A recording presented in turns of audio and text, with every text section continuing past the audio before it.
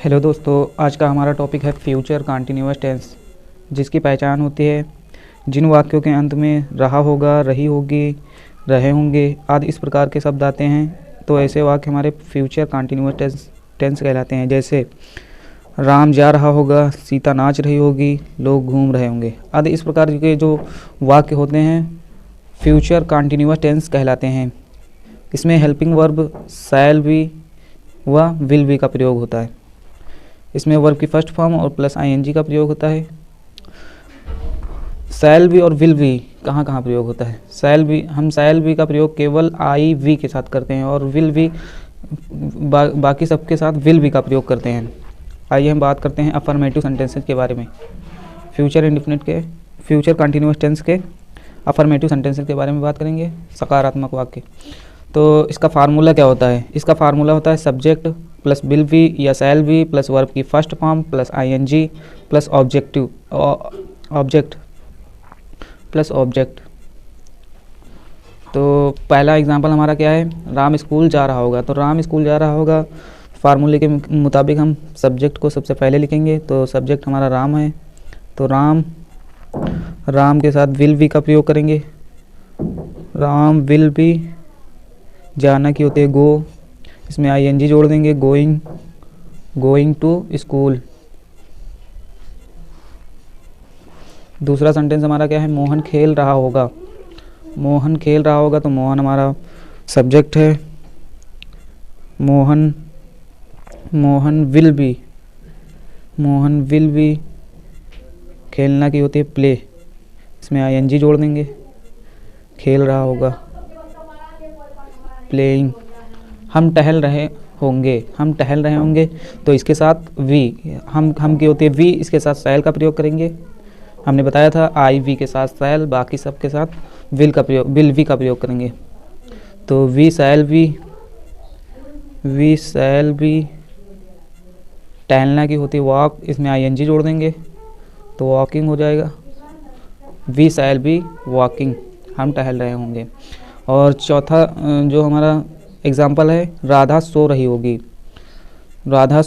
तो राधा हमारा सब्जेक्ट है, तो राधा विल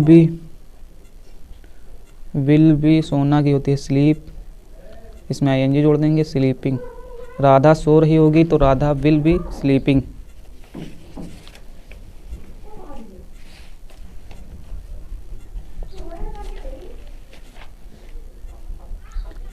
निगेटिव सेंटेंस, अब हम बात करेंगे फ्यूचर कंटिन्यूअस टेंस के निगेटिव सेंटेंसेस के बारे में बात करेंगे। नकारात्मक वाक्य जिसमें नहीं शब्द आते हैं। तो इसका फार्मूला क्या होता है? इसका फार्मूला होता है सब्जेक्ट प्लस बिल या shall plus not plus be plus verb की first form plus ING plus object. आइए हम बात करेंगे एग्जाम्पल के बारे में।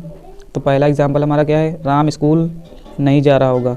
तो राम स्कूल नहीं जा रहा होगा, तो राम को सबसे पहले लिखेंगे। राम के साथ विल का प्रयोग करेंगे, और नहीं जा रहा होगा, विल के बाद नॉट का प्रयोग करेंगे, फिर be. Ram will not be, जाना की होती है गो, इसमें आईएनजी जोड़ देंगे, गोइंग टू स्कूल। दूसरा सेंटेंस हमारा क्या है? मोहन नहीं खेल रहा होगा। तो मोहन को सबसे पहले लिखेंगे। मोहन विल नॉट बी, खेलना की होती है प्ले, इसमें आईएनजी जोड़ देंगे, प्लेइंग।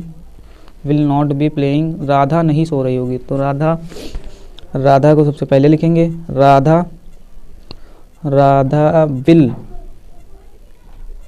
विल नॉट बी, सोना की होती स्लीप, इसमें आईएनजी जोड़ देंगे तो स्लीपिंग हो जाएगा। Radha will not B sleeping, Radha नहीं सो रही होगी। आइए हम बात करते हैं इंट्रागेटिव सेंटेंसेज के बारे में, यानी कि फ्यूचर कंटिन्यूअस टेंस के इंट्रागेटिव सेंटेंसेज, यानी कि प्रश्नवाचक वाक्य। फार्मूला क्या होता है? इसका फार्मूला होता है WH फैमिली प्लस बिल या shall plus subject plus not plus be plus verb की first form plus ING plus object. ये हमारा फार्मूला होता है इंट्रोगेटिव सेंटेंसेस के। बनाने का। आइए हम बात करेंगे एग्जाम्पल के बारे में। तो पहला एग्जाम्पल हमारा क्या है, क्या राम स्कूल जा रहा होगा, क्या राम स्कूल जा रहा होगा। तो विल को सबसे पहले लिखेंगे, will Ram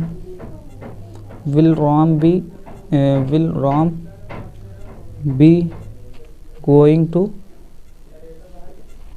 to school.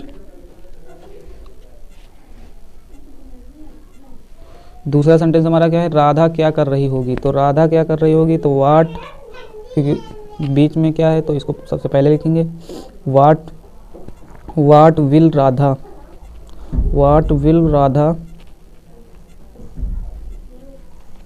Radha B, करना की होती है डूइंग, तो इसमें करना की होती है डू, इसमें आईएनजी जोड़ देंगे, डूइंग हो जाएगा। और तीसरा सेंटेंस हमारा क्या है, क्या वह घूम रही होगी। तो विल को सबसे पहले लिखेंगे, विल सी वी वॉकिंग, घूमना की होती है वॉक, इसमें आईएनजी जोड़ देंगे, walking, will she be walking. ये हमारा तीसरा सेंटेंस है।